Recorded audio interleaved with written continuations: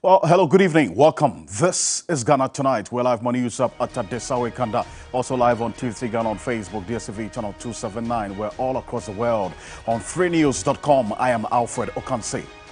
Tonight, the 2020 elections campaign manager for the ruling NPP, Peter McMahon, has proposed political parties be allowed to appoint replacements for sitting MPs who die instead of holding a by-election. Tonight, we interrogate that viability, the feasibility, and legality of this proposal. Stay with us. Also, calls heightened for NDC MPs who video recorded secret ballots during the approval of the new ministers to be hauled before the Privileges Committee. Is there any merit in this call? We find out by talking to an expert in parliamentary affairs. Stay with us on Ghana Tonight. The Minister of Transport has been responding to concerns of passenger safety on our water bodies. Tonight, we bring you an update on the conversation we started last night on the worrying spate of canoe accidents claiming lives in this country. Stay with us here. You're an integral part of the conversation already. There's a question on our Facebook page about this particular proposal by Peter McMahon that if an MP dies, resigns, is a sitting MP, instead of spending money to conduct a by-election, just have the person replaced by the party that he or she represented. Let's find your thoughts on this as well. We're very interactive on Facebook and Twitter. The hashtag is Ghana Tonight. Let's get talking. I am Alfred Ocansey. Let's settle for Ghana Briefs.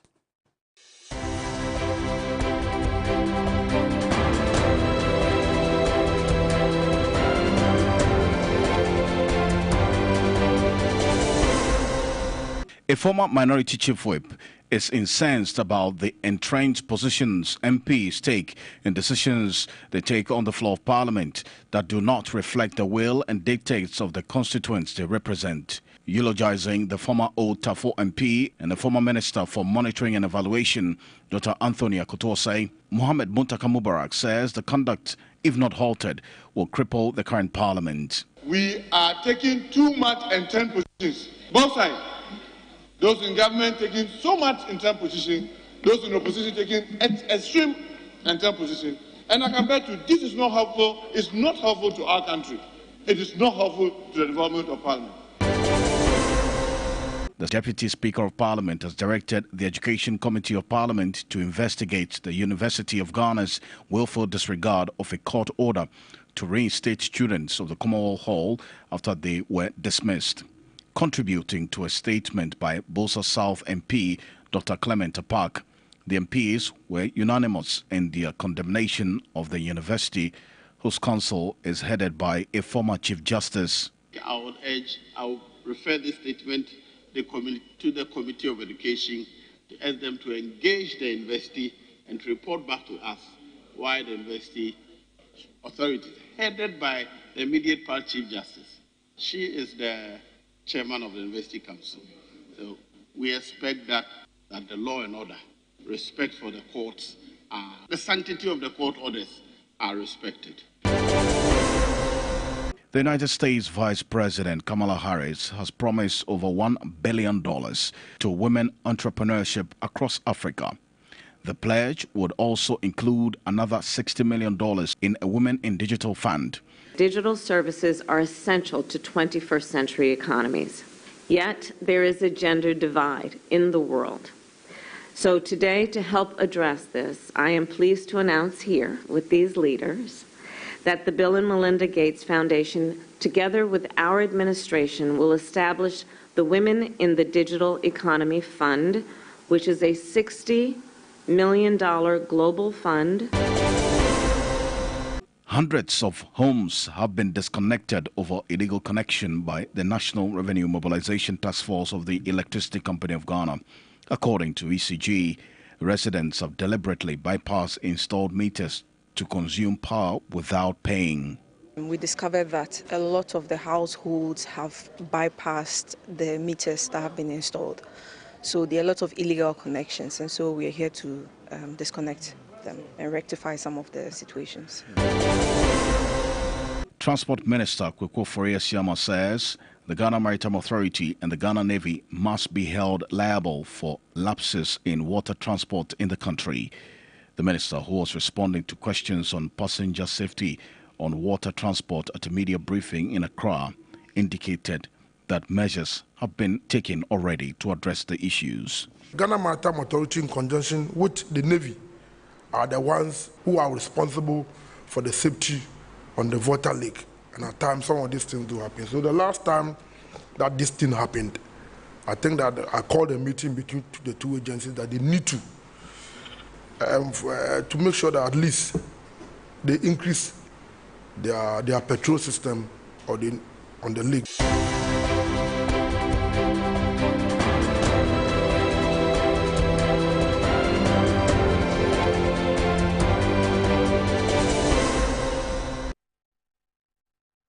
We are saying that when a person dies, or for whatever reasons, resignation, the party that brought him into parliament during the general election must be given the opportunity, like the United States does, to replace him, so that the acrimony, the costs, etc., associated with by-elections will be a thing of the past.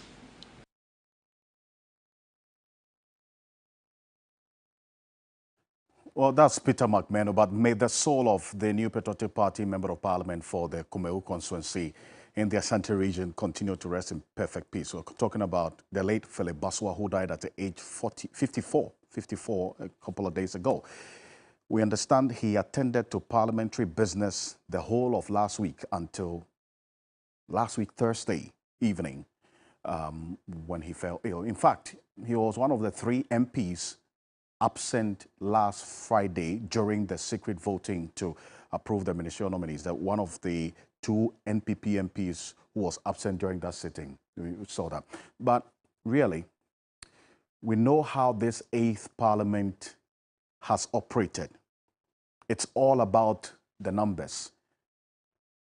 Due to how crucial the numbers game is in this 8th parliament, you'll not be wrong to ask how this development, the unfortunate development, as a matter of fact, will impact on the NPPs, that's their representation, and then also how things are going to play out, because in the coming days, there are 3 revenue bills that are going to be decided upon, all things being equal, on Friday. And they need the numbers. It's all been the numbers. So let me show you how things stand now with what's happened in Parliament. Look at it. Okay? As we speak, the NDC has 136 because James Jachekwason is not in Parliament.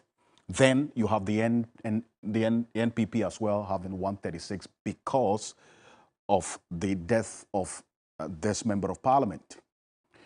We put the asterisks to Sarah Joasafo, the Dom Kwabena MP, because, as we do know, she's not been very consistent in Parliament, but according to our parliamentary correspondent, over the last few days, she's been seen in Parliament coming in and out. But on the whole, concerns have been raised about her presence and consistency. Even the NPP MPs themselves and the leadership of the majority have their own concerns about Sarah Joasafo. And then Ebenezer Kojokum, who is the Ahanta West MP, the former chieftaincy minister who resigned on the basis of health and other issues as well.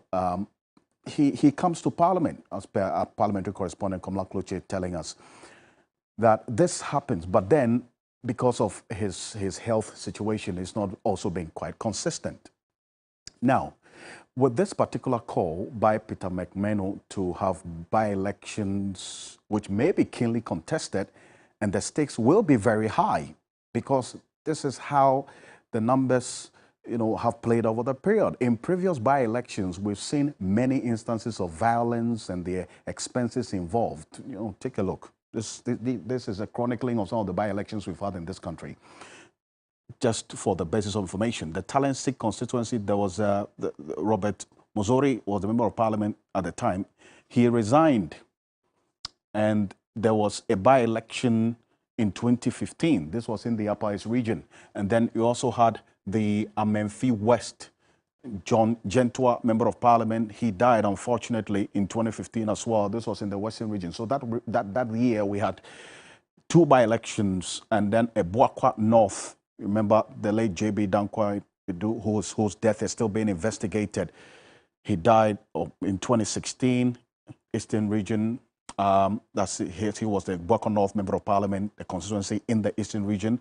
The Abetifi constituency, Kwesi Pepra, he died in 2016, also in the Eastern region. And then the Ayawaso West Wogon constituency, Emmanuel Jakon, who died in 2019. And you recall the violence that characterized that by-election and the investigation that went into recommendations for the persons who sustained life-threatening injuries to be compensated. That has not been done.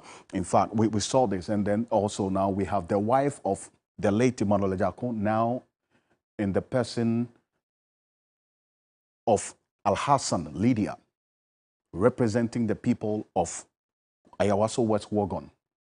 She was recommended by the party, okay, even though there was a by-election as well that she went through. Okay, so you look at this, and then also this as well. And we have had a number of them. In 2009, Edward Salia, who was the Jirapa Member of Parliament, died.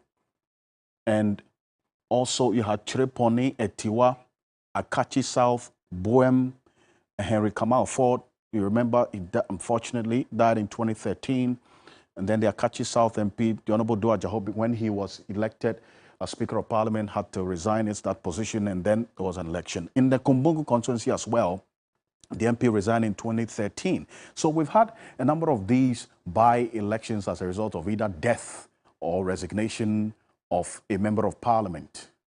And we've seen the violence that's characterized some of them as well. Maybe this constituency, that's I'm talking about the Kumeu constituency, the NDC might take a decision whether to weigh their chances or whether or not to invest in there. Because if you look at the voting pattern of the Kumeu constituency, it's not really been favorable to the NDC right from 1996 to date. So this is it. In fact, the late MP's relative was the Member of Parliament in 1996. That's Rio Adai Baswa, who polled some 15,000 votes in 1996, representing 49.6%. And look at the gap between him and the NDC candidate there, 9,354. It's the same in the year 2000 as well. I mean, if you look at it in 2000, the same thing. Look at the same MP, he retained his seat, won by a double of the margin between him and the NDC candidate. Look at 2004. He didn't contest again. Then they had another candidate. That candidate increased the margins, 19,223, as against the NDC's George Amankwa, 5,680. This is Kumeu. Yaban retained his seat in 2008. In 2012, Philip Baswa came in 2012. The late Philip Baswa, he came in 2012. And then he had 18,000, over 18,000, almost 19,000 votes, as a matter of fact. And look at the NDC candidate, the vote reduced there to 4,000. And then look at 2016, Philip Baswa increased the margin to 21,000. And then the NDC candidate who was changed now polled 5,899. Look at the 2020 elections. Philip Baswa reduced from 21,000 to 14,000. And the NDC candidate polled some 11,000, just about 3,000, a little over 3,000 difference between the NPP and the NDC in the 2020 elections in the Kumewu constituency. Okay, so it's all for the NDC to take a decision whether or not they're really going to invest their resources in this constituency based on what happened in 2020. Okay, but we'll see how things will play out in there as well in the coming days, whether they're going to take that decision on what to do with the constituency. Okay. But the proposal that's Peter McMahon is our conversation for tonight. Whether or not we should just have the MPP or we amend the constitution and have the MPP replaced in the subsequent event where an MP dies or resigns. When the constitution is amended, now the party, either MPP or NDC, instead of going through a by-election, would have the MP replaced instead of going through the process of by-election. Stay with me. We'll be back shortly after this quick break. We'll subject this matter to some conversation And also, Sami Jemfi will be talking tonight on the happenings in Parliament with respect to the NDC MPs. Something is coming up. Stay with us.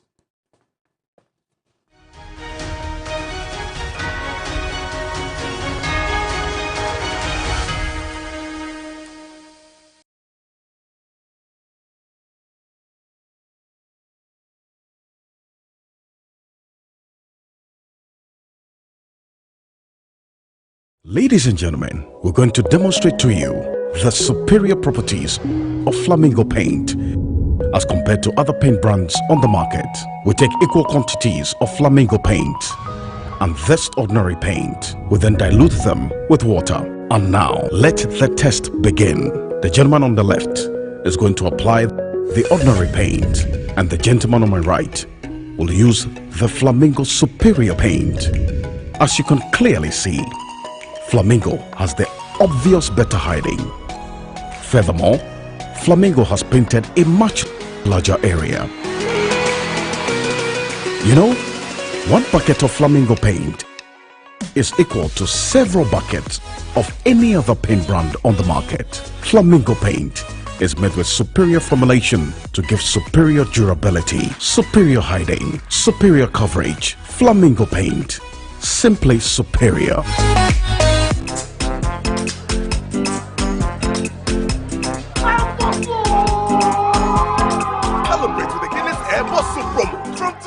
Win your share of over 3 million Ghana cedis worth of prizes whenever you buy a bottle of Guinness, Star, or Origin.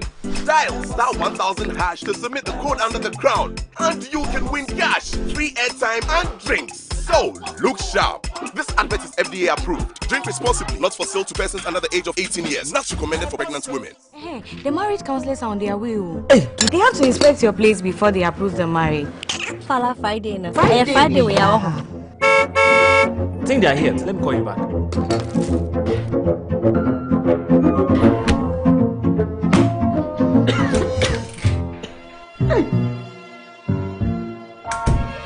We need AC. I get fan too. We need fridge. Many sure procedure washing machine crowd. We need TV. Hey, just what they have here. And Pankwana. Hey, where they are to Pankwana? At the entertainment in Kwadi. Hey, the assembly. Our way. Embassy. Hey, Krache, into TCL Fala Friday promotion. Into one day.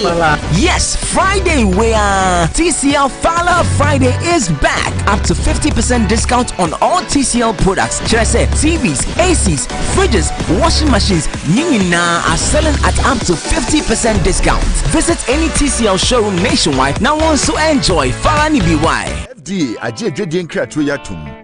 At long last, Blue Jays Vodka makes a bummer kit. Blue Jays Vodka makes Numbi a fine.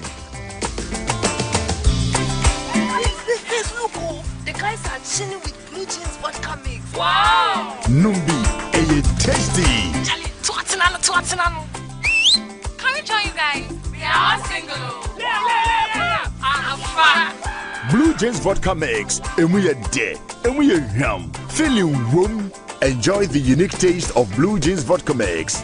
Blue Jays Vodka mix, Numbi, a fine.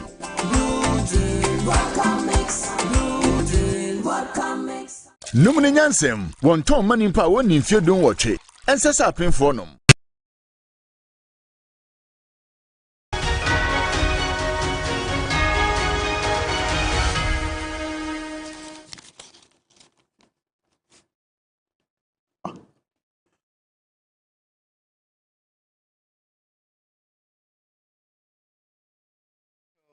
.1125,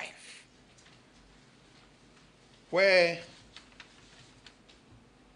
on the death of a member of parliament or a vacancy occurs in parliament, the clerk of parliament shall notify the electoral commission in writing within 7 days after the vacancy occurred, and a by-election shall be held within 30 days after the vacancy has occurred.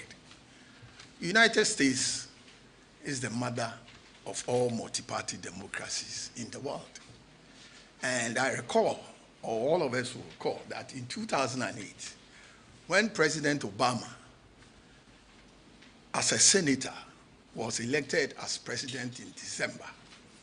His seat as a senator was filled by the Democratic Party. It wasn't filled by a by-election.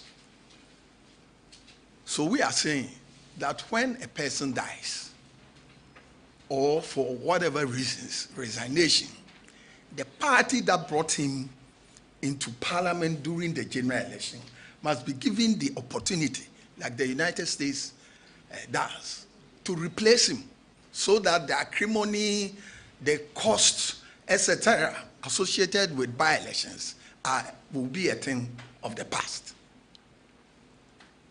I mean, obviously, one is elected for 4 years, and if we are in a multi-party democracy, as has happened now, may his soul rest in peace, the MP for Kumawu, there's going to be a by-election. And it will be so acrimoniously fought. Monies will be spent. Who benefits? So if this constitutional article is amended to allow the party that sent him to parliament during the general election to replace him, as is done in the United States, I think that it's a better option. Well, so that's the 2020 campaign manager of the New Patriotic Party, Peter McMeno, once-time chair of the same NPP, making that proposal that the law be amended, the constitution be amended, so that if a sitting member of parliament dies or resigns, the party the MP belongs to will just appoint someone else as a replacement without necessarily having to go through a by-election. Okay, but what does the law say? What's the position of the law now on this, as against the proposal that is making to be amended? Take a look. This is the constitutional provision on this matter. Article 1125 of the 1992 Constitution says, and I quote, "Whenever a vacancy occurs in Parliament, the clerk to Parliament shall notify the Electoral Commission in writing within 7 days after the vacancy occurred, and a by-election shall be held within 30 days after the vacancy occurred."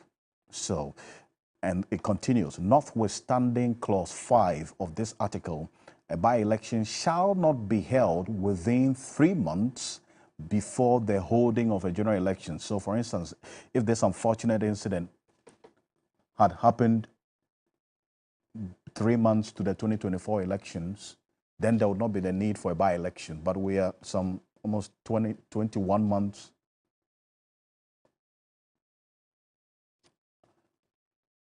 to the 2024 elections. For instance, in the Infantiman situation, we did not have an election, a by-election, because the MP unfortunately died 2 months before election. So that's what happened. Okay, so that is consistent with this particular provision of the Constitution. So let's explore this a bit further. Let me just say that Peter McMeno made this particular comment at the IEA's seminar on reviewing Ghana's 1992 Constitution viewpoints from political parties, which was held earlier today. But Dr. Rashid Rahman, Executive Director of the Africa Center for Parliamentary Affairs, is connecting with us on Zoom. Dr. Rashid Rahman, thank you so much for joining us on Ghana Tonight. So you've just heard Peter McMeno. Is this consistent with any practice wherever you've been as a democratic watcher or analyst? I think this is very much, Alfred, in keeping with what happens in our neighboring countries. You know, in the Francophone countries, they practice the list system. Is a system that, for instance, as soon as elections are held, mostly they put forward most of their best candidates on top of the list. And when elections are held, and some of them, those candidates are elected and called to be part of the executive. I mean, those who are, they call them the replacements, I mean, in French, that's the equivalent, is I mean, those people are called to immediately take over the seats of those who have been called to be part of the government. But you see, our constitution doesn't allow that. And a call for the revision of the constitution, I think, is in order. But I don't know whether, I mean, the whole electoral system will need to be revised.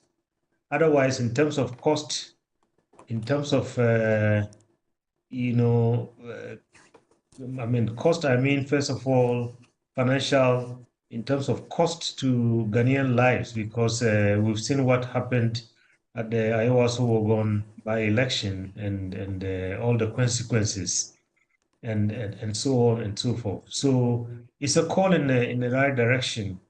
I don't know what is needed, whether just simply tinkering with the constitution is enough, or we have to go and touch our electoral system. I think there are many who have called for some changes to our electoral system to, for instance, move away from this first past the post to maybe a proportional representation kind of system, because, you know, at the moment, at the end of it all, when votes are counted, we have to deal with an NDC or an MPP candidate.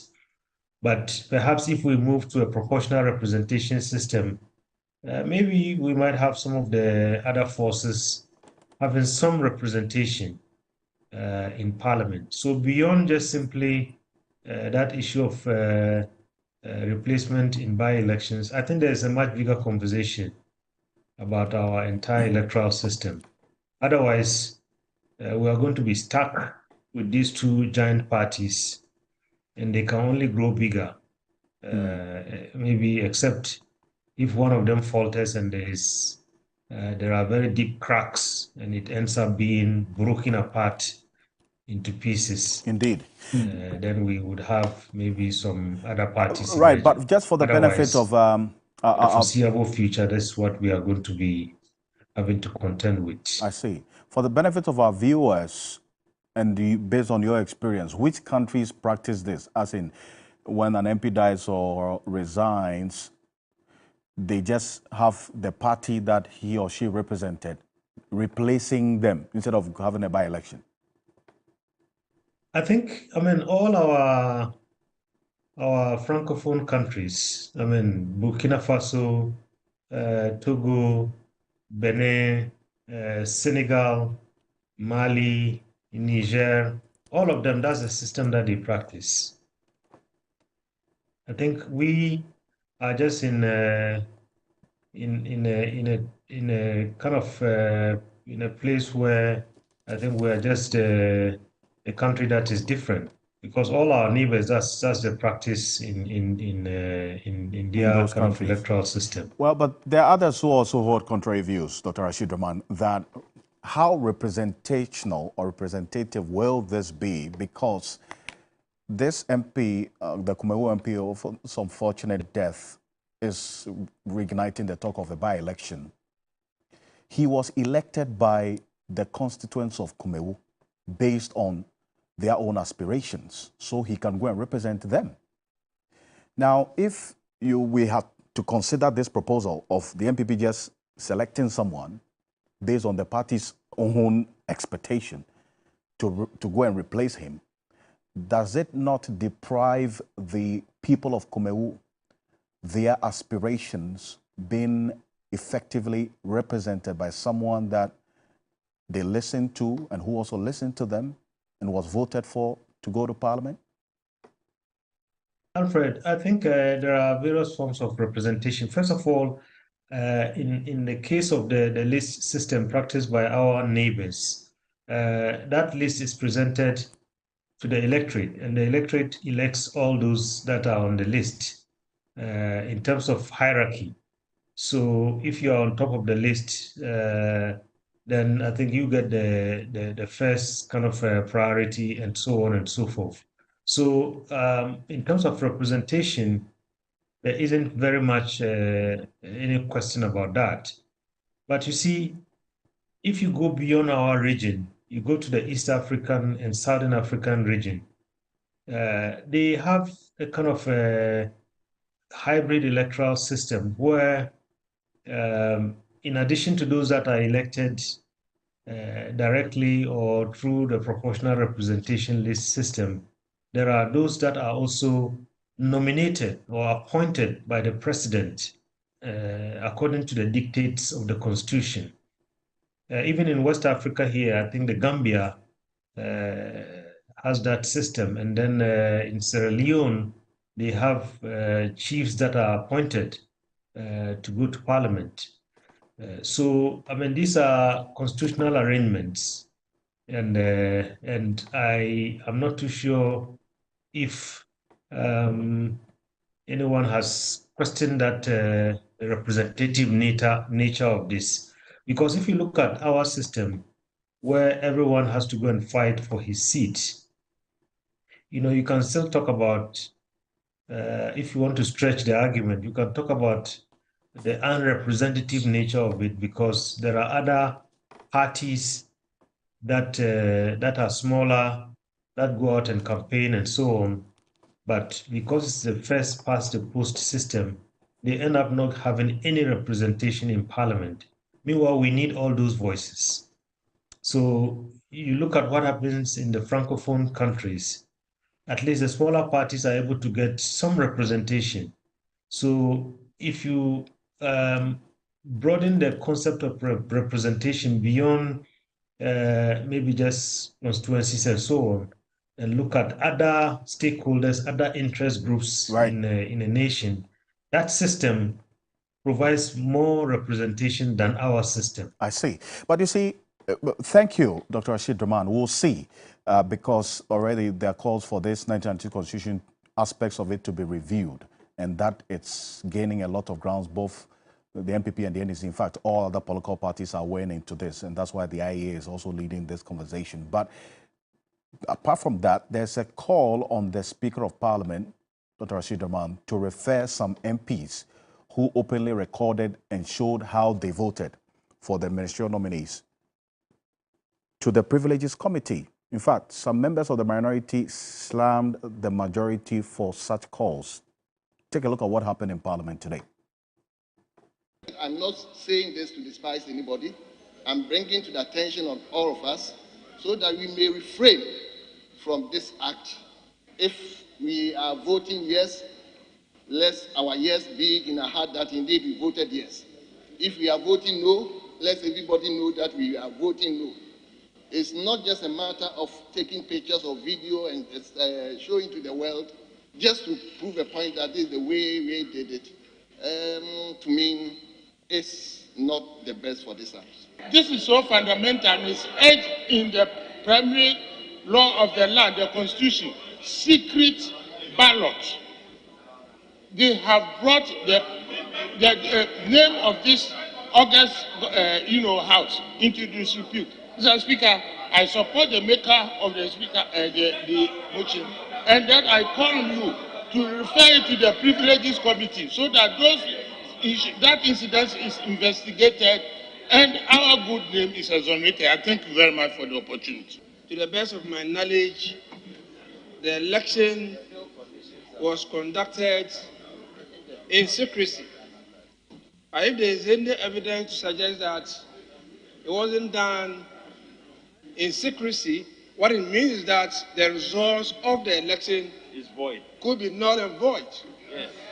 Yeah. And so if he has evidence contrary to what we know, he should bring it out. And let's cancel the results. And then the results can be cancelled, and then we do the rightful thing. Mr. Speaker, having said this, I also want to add that going forward, the House needs to do some standards, set some standards as to how we conduct elections in this House. On that point about setting standards on how elections should be conducted, stay with me. I sat with Sami Jemfi, National Communications Officer of the NDC. We'll hear from him shortly. But let me welcome Fritz Baffour, former Member of Parliament for the Ablekuma South constituency and also a former Information Minister in the late John Evans Mills administration. Thank you so much, Mr. Fitbafo, for your time. He's also in the team of Dr. Kwabena for very hopeful of the NDC. But Dr. Rashid Rahman, staying with you, I mean, will the reference of the MPs who are said to have recorded their voting, secret voting, to the Privileges Committee serve as any corrective measure on what we're talking about? First of all, I think you see, Alfred, the fact of the secrecy of a ballot means that the ballot has to be truly secret. That, I mean, when a person votes, there is no one that's supposed to know how he or she voted. On the night of January 6 to January 7, the NDC fought vehemently, to defend the secret nature of the ballot, to make the secrecy of the ballot sacred. And we all witnessed what happened on that day, because they said they would not allow any MPP MP to let any of their colleagues see the way they voted. And, they stood by this principle until I think the House accepted it and the vote went ahead to produce the current Speaker of the 8th Parliament.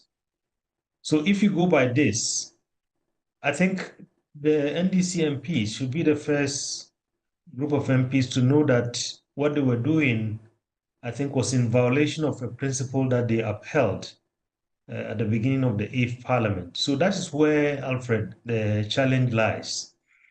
But you see, beyond just the fact that they took pictures and they took videos and so on, I think you have to begin to ask the question, I mean, what will push these MPs to the extent that they have to take videos and pictures to prove their loyalty? I think there are a number of questions that we need to ask. Were they under some threat? Were they, operating under some fear and panic? A lot of questions, Alfred, that would search for answers. Indeed. Dr. Rashid Rahman, I thank you so much for your thoughts on this. I'm bringing Fred Bafor. So you're a former member of Parliament, and this is the call by some MPs. What's your take on this? Yes, it is against the practice of the House, and I don't know where that kind of practice came into being. We're seeing it in our primaries, we're seeing it at every poll in the country, regardless of the party. I think it's very unseemly. But the thing is that the pressure on parliamentarians or delegates is so much that people want to prove their integrity. But in doing so, then they go against the grain of the spirit of parliamentary practice. Supporting this call by some MPs to have the minority MPs who captured their voting, secret voting on video or with pictures to be hauled to the Privileges Committee? Actually, because the thing is that we should sort of stop certain practices which I believe are unseemly. Why, when they say secret ballot, why would you go against the grain and take pictures of the ballot that you've taken? It goes against the grain of parliamentary thinking and parliamentary practice. I know that there are reasons for it, but reasons like that, should not be sustained. And therefore, I'm not at odds with the parliamentary leadership if they want to do something about that. And I think that it should involve not only the minority and the majority, because both sides have done that kind of thing before. And I don't agree with it, but I can understand the occurrence that creates that kind of situation. Zephyr Bradford, thank you for your thoughts on this. He is a former member of parliament for the Ablekuma South constituency and the former information minister in the Eswal Mills administration. Appreciate your time. Sami Jemfe is National Communications Officer of the NDC. He's talking about this entire secret balloting process. He says that should be changed or looked at again because it undermines democracy. Take a look. What concern exactly do you have with the procedure or the law on secret balloting in parliamentary procedure, where members of parliament would have secret balloting or secret voting? Well, it's all about deepening accountability. It's all about ensuring that parliamentarians who are representatives of the people act for and on behalf of their people. So if the people in a constituency elects an MP and the MP comes to parliament, on all issues, the MP is supposed to champion the views, the will, the aspirations of the people he or she is representing. And so it should be possible, like it pertains in other advanced democracies, for constituents to know the voting patterns of their MPs on key national issues. It should be possible for constituents, the people in whom power and sovereignty resides, to know how the MPs vote on various national issues, so that they can decide, they can make informed decisions on whether or not to renew their mandates. You understand? But the situation where, under the pretext of secret ballots, MPs make decisions that run contrary to the views, the will, the wishes, and the aspirations of their people, we believe is not in accordance with best democratic practices. And so we think that where in the Constitution Parliament is called upon to make approvals or to elect persons into certain positions, such elections or votes should not be secret, but that it should be possible for people to ask and be informed or be supplied with information on how their members of parliament voted on such issues.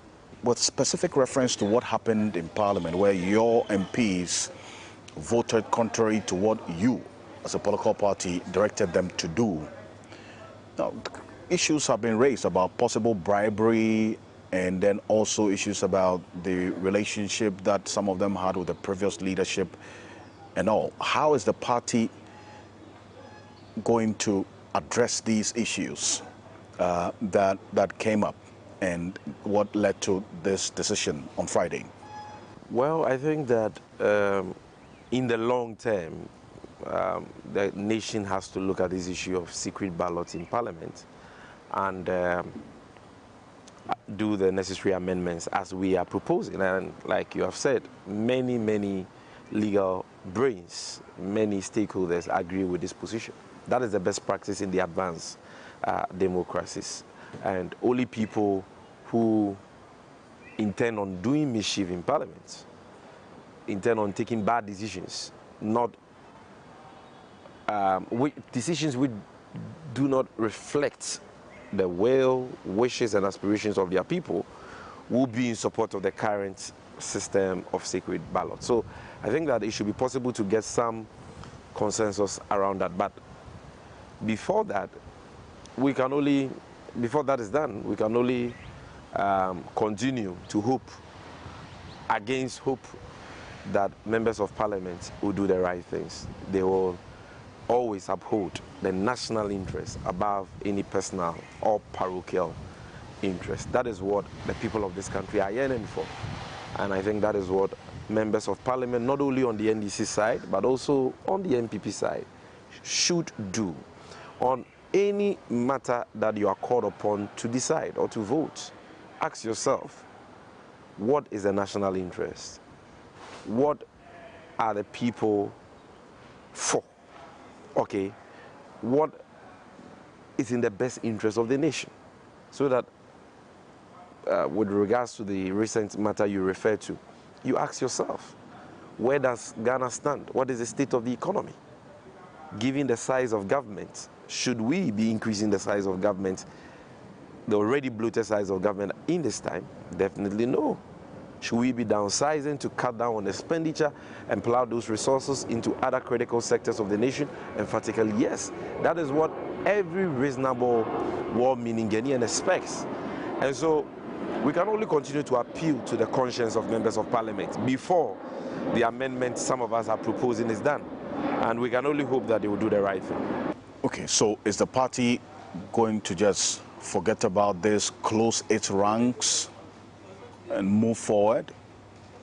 Or you're going to investigate or institute measures to investigate exactly what happened? Because this is not the first time that you as a party have directed your MPs to do something and they go contrary. 2021, the approval of Hawa Kumsin, Kojo Ponkroma, and the former Great Minister, Dr. Freya Koto, you directed them to do something. They did otherwise. It's happened again. So what are you going to do? Well, we have to move on as a party. But that is not to say that if the party gets any evidence that any member of parliament acted contrary to the collective decision of the party that they were a part of, the party will not act. I believe that the party will act if the party comes by any such evidence. But we have to move on because the party is much bigger than its caucus in parliament. The caucus in parliament is just one wing, a very important wing, I must say, but it is just one wing of the party. And so if the party fails to execute an important assignment of national importance through that wing, the party has not failed as a corporate entity. It is that wing that has failed. And the party can, through other means, press home such demands. And so we've made it clear that we believe in a lean government. We believe that difficulties currently find themselves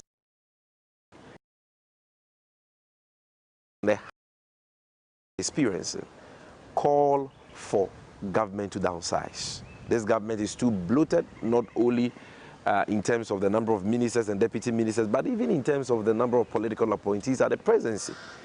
Government must cut down on its size. Government must cut down on its expenditure. It must risk priorities.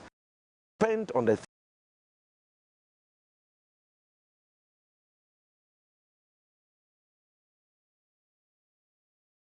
Well, so that's some agency there and stating quite clearly what the party intends to do going forward. Stay with me. We'll be back shortly after this quick break. The University of Ghana has been responding to members of parliament who are raising questions as to why the University Council has failed to carry out a purported court directive. We'll be back shortly.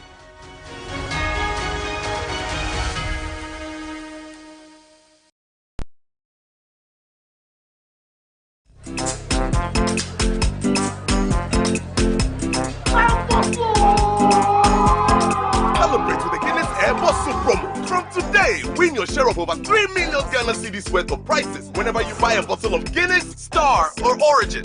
Dial *1000# to submit the code under the crown, and you can win cash, free airtime, and drinks. So look sharp. This advert is FDA approved. Drink responsibly, not for sale to persons under the age of 18 years. Not recommended for pregnant women. Everybody knows Acrobato. And if you know Acrobato, it means you know M-Punch Homeopathy Clinic. M-Punch Homeopathy Clinic is my pillar. Let's hear what others are saying about M-Punch Homeopathy Clinic. Who will be careful M-Punch one? Chesena me ankasa me period no say problems wom ntina ma wo ho idea ma me papa chesena nya asem ketewa na mkwan point no mhwe me modem no mhwe bibia na so mo meduro me fire no ene ma won kra me enu kofro kwa na mkwan mu a eba head everything yourself me ma me no adwodwo eda ho a wontumi nante ene ne ko end point o mama nura ene ne ho idea watimi asori anante. That's end point for you. Of Acrobato. Hello. Hey, ohwehwe what che. Okay. A free bra wo di end point wa dance.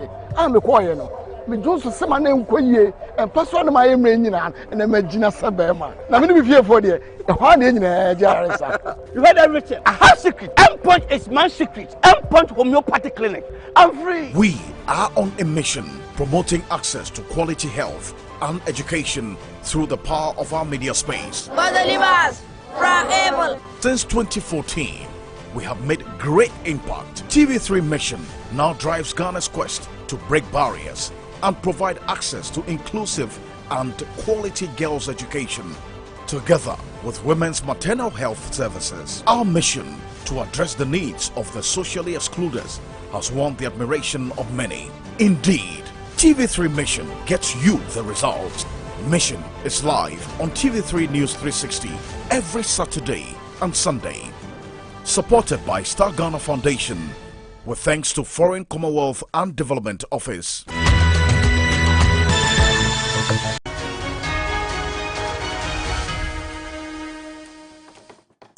Welcome back to Ghana Tonight. Now, the second Deputy Speaker of Parliament has directed the Education Committee of Parliament to investigate the University of Ghana's willful disregard of a court order to reinstate students of the Commonwealth Hall after they were dismissed. Contributing to a statement, Bolsa South Member of Parliament Dr. Clement Park, the MPs were unanimous in their condemnation of the University of Ghana, whose council is headed by the former Chief Justice. Management of the University of Ghana have refused to act in accordance with the dictates of the order. The police and other allied security personnel have been employed by the management of the University of Ghana to frustrate the efforts being made by the students to call attention to the management of the university to obey the order of the court and to reinstate them. It's for an institution like University of Ghana to disregard a court order. It is something that this House must take it seriously, and we must act as soon as possible. We should not allow institutions like University of Ghana to disregard the laws, to disobey our court orders. It cannot be, and we will therefore call on everybody here to support the call made by my senior brother, Honorable Apaki and Roxanne. Mr. Speaker, Commonwealth for produce the best gentlemen, produce the good husbands, produce the bold men, and produce a lot of leaders like my colleague said. And in the chamber, if you take the census and tie people here to halls in all the universities in this country, you won't go beyond Commonwealth for as number one. That has the number of people in this chamber. Mr. Speaker, there's a lot to be learned from Commonwealth, and I think that the University of Ghana should obey the laws of this country and obey the court order and bring back the students. I think I would refer this statement to the Committee of Education to ask them to engage the university and to report back to us why the university authorities, headed by the immediate past Chief Justice, she is the chairman of the University Council. So we expect that she would ensure that the law and order, respect for the courts, the sanctity of the court orders are respected. So I direct that the statement be referred to the Committee on Education to engage the university authorities.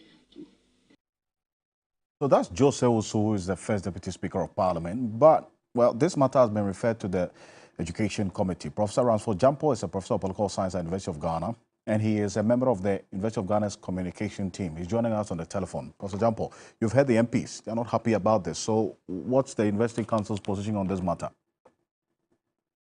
Well, please, the University of Ghana Council is not disregarding any court directive.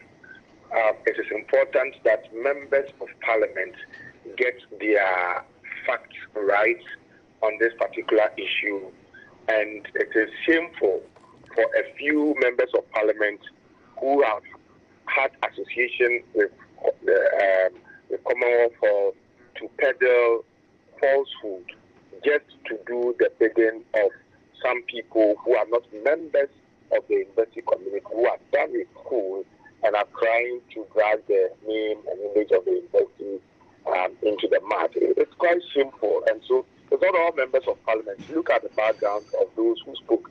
We are all former members of the particular hall who are trying to do the bidding of some other people. No court has given a directive that has been flouted by any university council. It is important that they do not involve themselves in peddling falsehood, because it is an honorable house. I do not see why a whole parliament would allow itself to be used, its platform to be used by a few disgruntled people to be peddling falsehood. There is a matter, the university is implementing a residential policy that has been approved by all channels and structures within the university, including its council. Some people feel that they don't like the accommodation policy, residential policy that is being implemented. And so they've taken the university to court. The court gave a ruling that we should halt the implementation of our residential policy. By the time the ruling came, we were already done with the implementation, and students had been admitted into the hall. It was going to be difficult for us to throw the belongings and luggage of the students out of the hall. And so immediately we filed an appeal and a stay of execution of the ruling that has been given. And so the matter at the moment is before the court, and it is being heard. And so I am quite surprised that some members of parliament do not understand the fact that if you have the right to go to court to get a certain ruling, other people also have the right to go to the same court to seek an appeal and to file for a stay of execution. And while the matter is being heard before the court, you do not have the right to come out publicly to misinform the public and to create an impression as if some people are disregarding court ruling. The University of Ghana is made up of people who are law-abiding, and its management and authorities, they know the laws, and they are very law-abiding citizens of Ghana. They would not do anything to disrespect and to disregard lawful orders given by a court of competent jurisdiction. We won't do that. But let this be known to the few members of parliament who are also old vandals, that the University of Ghana would continue to protect life and property, and then will continue to create and protect a conducive environment and atmosphere for learning. And nobody, not even parliament, can force us to do otherwise. Thank you. Anyway, but, well, are you saying that there is no court ruling on this matter as against what the MPs are saying? I am saying that they went to court ex parte to seek a certain injunction. And when we heard, we said no. We went to the same court to appeal and to also apply for stay of execution. And these matters have been heard. And rulings have not been given. And so if you have gone, you see, it is ignorance on the part of any member of parliament to say that a court has given a directive and that others do not have the right to appeal. And that if the court has given a directive and you have appealed against that directive, then by virtue of the fact that you have appealed, you are disregarding the court directive. If you say that as a member of parliament, then it means you are an ignorant member of parliament. And I think this is not what is needful. What is important for members of parliament to do is for them to know how to comport themselves and to vote on important national issues in a manner that syncs with the national mood, and not to be doing things that are in complete disconnect with the national mood. I think that is what we are talking about.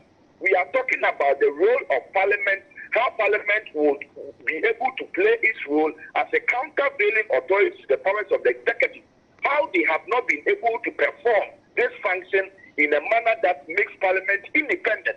That is what we are talking about. We are not talking about a few disgruntled people going to the floor of parliament to make assertions and to spew complete, misinformation and falsehood. Well, Professor Jampo, thank you. We'll see what the the Education Committee's decision will be on this matter. Professor Ramsford Jampo is a member of the University of Ghana Communication Team, a professor of political science. Appreciate your time. But you recall we had a conversation yesterday on this show about the worrying spate of canoe accidents on our water bodies, claiming lives, the most recent being the loss of 8 lives in the OT region. Well, today we put a question to the Transport Minister on your behalf, Kweko Fori Esiama, about the safety of passengers on water transport. Take a look. Ghana Maritime Authority, in conjunction with the Navy, are the ones who are responsible for the safety on the water lake. And at times, some of these things do happen. So the last time that this thing happened, I think that I called a meeting between the two agencies that they need to make sure that at least they increase their petrol system on the lake, because at times they close, and when they close, some of these traditional canoe operators don't follow the rules order. They don't. My information is that they don't operate 24 hours. So I've told them that if possible, they can do a 24-hour operation. The Navy is asking me to buy them an additional speed boat so that they can do, but you will see. It's unfortunate, and I'm sure that going forward, they will take cognizance of the lapses in terms of what is happening to make sure that they fill in. Monitor this quite closely, but thank you so much for staying with us here on Ghana Tonight. On behalf of the rest of the team, we appreciate your company. I am Alfred Ocansey. Have a good night. Ghana Tonight is brought to you by Flamingo Paint. Superior durability, superior hiding, superior coverage, simply superior.